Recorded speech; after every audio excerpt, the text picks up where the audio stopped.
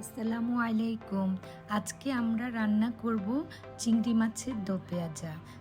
প্রথমে আমরা চিংড়ি নিব। চিংড়িগুলো পরিষ্কার করে কেটে ধুয়ে নিলাম।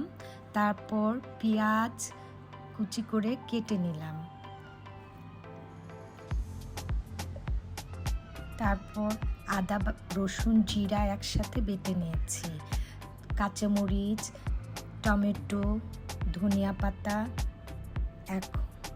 এখন আমরা রান্নায় চলে যাব। চুলা অন করে দিলাম। ফ্রাই প্যানে কিছু পরিমাণে তেল দিলাম। তারপর পেঁয়াজ কুচি দিয়ে দিলাম।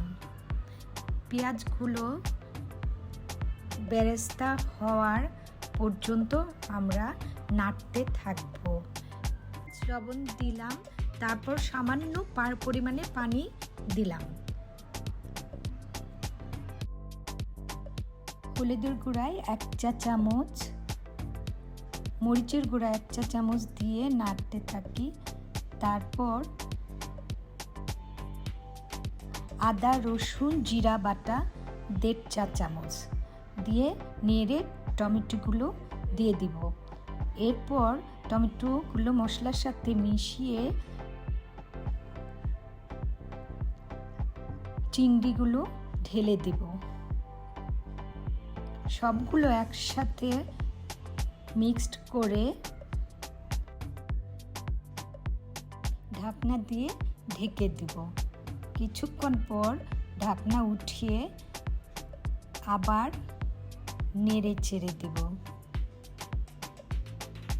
তারপর পরিমাণ মতো পানি দিয়ে ভালো করে নেড়ে কতগুলো কাঁচামরিচ মাঝখান দিয়ে ভেঙে দিয়ে দিব। এবার ঢাকনা উঠিয়ে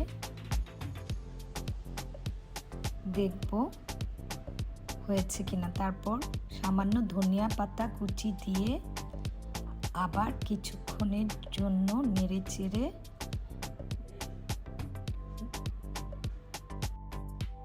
তৈরি হয়ে গেল চিংড়ি মাছের মজাদার দো পেঁয়াজা।